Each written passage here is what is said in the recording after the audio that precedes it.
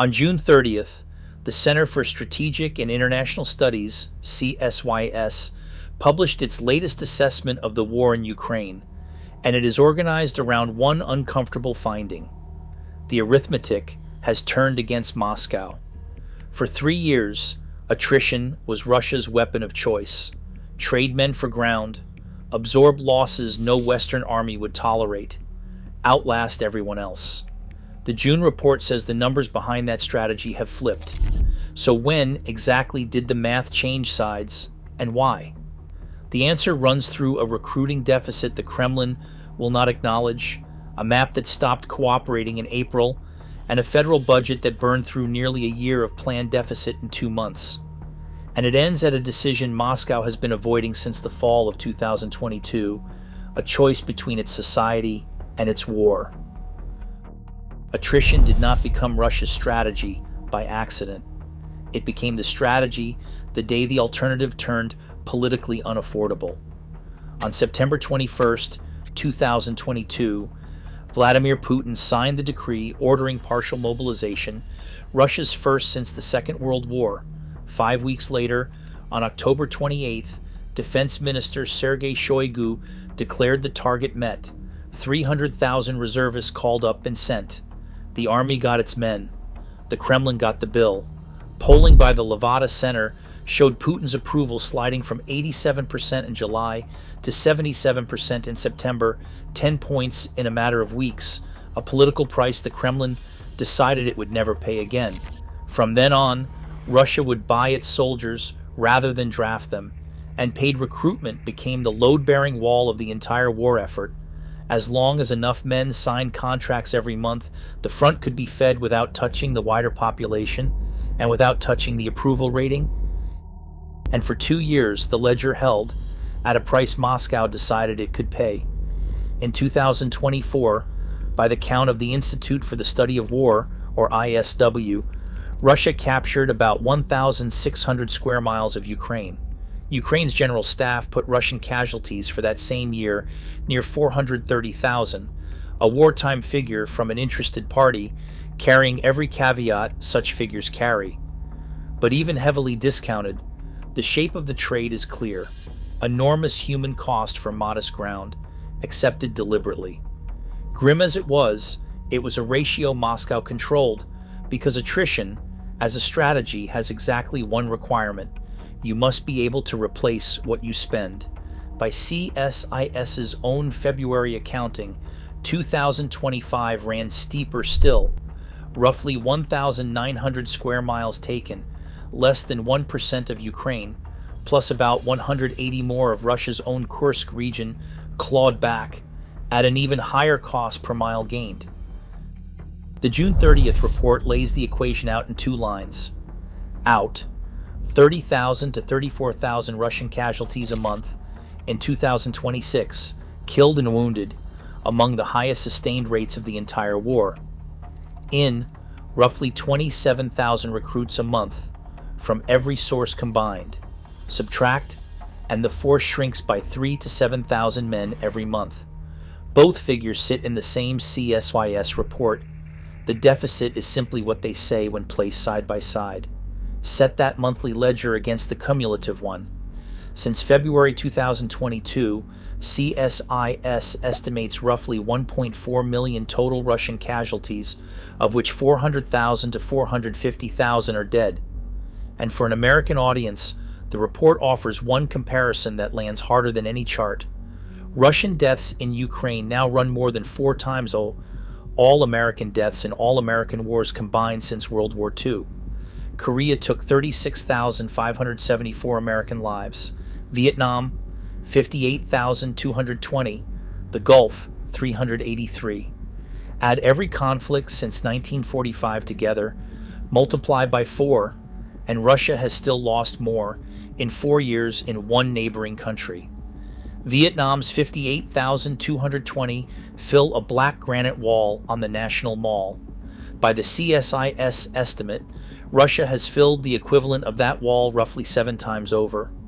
The Kremlin's own public count has not moved since September 2022, 5,937 dead, a figure, the Kyiv Post notes, that has never been revised. Independent counting points elsewhere, the BBC's Russian service, and the outlet Media Zona have confirmed name by name between 223,000 and 228,000 Russian military dead through mid-June, and they treat the list as a floor, not a total. Their estimate of the real figure starts at 352,000. Now the intake side, and here the honest picture, is not a straight line down. Tracking by Janis Klug of the German Institute for International and Security Affairs, built on Russia's own finance ministry data, shows first quarter contract signings of 73,400 in 2024, rising to 89,600 in 2025, then dropping to 71,200 this year, about 800 men a day, the weakest first quarter in 3 years, down 20% year over year. The second quarter then stabilized near 30,000 a month. Russian officials insist recruitment runs at 400,000 to 500,000 a year, steady as ever. The budget data Klug reads say otherwise. That gap between the claim and the contracts the budget actually pays for is the distance between the war the Kremlin describes and the war it is financing. So this is a plateau, not free fall, but a plateau that sits below the casualty line. Russia is not failing to recruit, it is failing to recruit enough, and the casualty line itself has moved. For most of the war, analysts put the exchange rate at 2 to 3 Russian casualties for every Ukrainian one. For the first half of 2026, CSIS puts it near 8 to 1, and attributes the shift to Ukraine's mass deployment of drones. Read that as cost, not score. Every attempt to advance now buys less ground with more men. These are estimates, and serious ones differ at the margins, but a deficit only becomes history when it shows up on the map. In April, it did. In April 2026, Russia lost more ground in Ukraine than it captured. In May, it happened again. CSIS puts the 2-month net at roughly 150 square miles against Moscow, the first months of net Russian territorial loss since August 2024. That reference point deserves a second look. August 2024 was the month of the Kursk incursion, when, by the Council on Foreign Relations conflict tracking, Ukrainian troops seized nearly 500 square miles of Russian soil. The last time the monthly count closed against Moscow, in other words, Ukraine was invading Russia. This spring, it closed against Moscow inside Ukraine, along the very front Russia has spent 3 years grinding forward. The geography tells the same story. From January to mid-March, CSIS tracks about 150 square miles retaken by Ukrainian forces near Oleksandrivka and Huliaipol in the south. Through April and May, the counterattacks spread from Kharkiv in the north, through Donetsk, down to Zaporizhzhia. That is not one brigade getting lucky in one sector, that is pressure along the length of the front. And where Russia still advances, the pace has collapsed. Toward the city of Kostiantynivka, the average gain in the first half of 2026 runs about 50 meters a day, call it 55 yards, half a football field. At that pace, a month of fighting moves the line less than a single mile. CSYS reaches back a century for a comparison and lands on the Battle of the Somme in 1916. Measured against Russia's own maneuver phases of 2022, today's pace is 30 to 100 times slower. Moscow tells it differently. In a June interview with Russian state television's Pavel Zarubin, Putin described his forces advancing in virtually all sectors. ISW, reviewing the same weeks, concluded that Russian military reporting grossly exaggerates its progress, citing a claimed 96% control of Kostiantynivka against an actual 30 to 40% on the ground.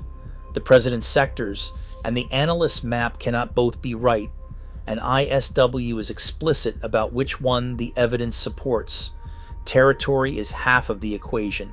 The other half is money, and money is where the strain stops being deniable.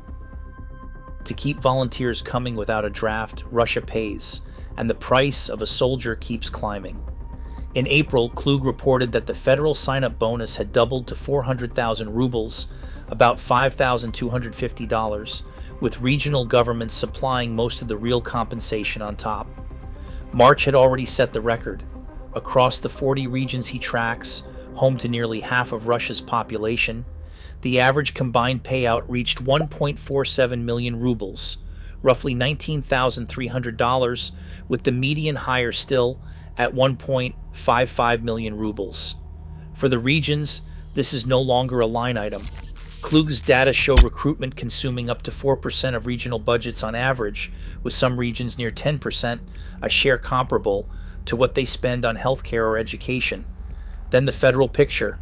On January 1st, the value-added tax rose from 20 to 22%, with exemptions for small businesses cut back, measures the Moscow Times tied directly to financing the war. It has not been enough. Preliminary figures from Russia's own finance ministry show a January to February federal deficit of 3.449 trillion rubles. The plan for the entire year was 3.786 trillion rubles. 2 months into 2026, roughly 91% of the year's planned deficit was already gone, with federal revenues down nearly 11% year over year. Numbers like that do not mean bankruptcy. They mean pressure. Every additional soldier now competes with every other line in the budget. And in May came the symbol. Putin sharply scaled back the annual military parade in Moscow out of concern over Ukrainian long-range strikes, a decision CSIS reads as a blunt acknowledgement of Russia's difficulties. Men, map, money. Put the three ledgers together, and the question from the top, when and why, answers itself. When did attrition change sides? In April of 2026, the first month since the Kursk incursion, in which the map moved against Moscow, confirmed by a second month in May. Why? Because the inputs crossed. A casualty rate near the war's peak, a recruiting pipeline stabilized below it, an exchange rate bent out of shape by drones, and a treasury that consumed a year's planned deficit in 8 weeks. None of those numbers is decisive on its own. Together they describe a strategy whose costs now grow faster than its returns. Attrition was Moscow's weapon precisely because Moscow could afford to feed it. On the CSIS ledger, it no longer can. Not at this price. Nigel Gould Davies, senior fellow at the International Institute for Strategic Studies, compresses the whole report into 2 sentences. Russia can print rubles and pump oil. It cannot manufacture men. His framing of what follows is just as spare. The Kremlin must either demand more from its own society, a new mobilization, the exact price it refused to pay again after 2022, or scale down the objectives of the war. There is no third option in his arithmetic. Reporting from Moscow, relayed by the Kyiv Post, suggests those options are already on the table: rotating reservists, squeezing more out of recruitment, or a possible new mobilization after the parliamentary elections in September. None of it is confirmed. All of it describes a government running arithmetic it never expected to run. The decision shelved in the fall of 2022 is back on the Kremlin's desk. But the reading has a limit, and it is not optional. Russia still controls about 45,600 square miles of Ukraine, roughly 20% of the country, an area comparable to Pennsylvania. The same CSIS report that documents the reversal also states that Moscow retains a deep pool of manpower, that its war economy is strained but has not broken, and that Putin shows no public sign of stepping back. A documented net loss is not a collapsing front. What has changed is not who holds the ground today. What has changed is the direction the numbers are moving. And for the first time since the summer of 2024, they are moving against the side that made arithmetic its weapon. Attrition only works for the power that can afford it, and by the numbers in Moscow's own budget, that power is no longer Russia. The channel's previous video is on your screen now. If this analysis earned your time, it is the next thing to watch.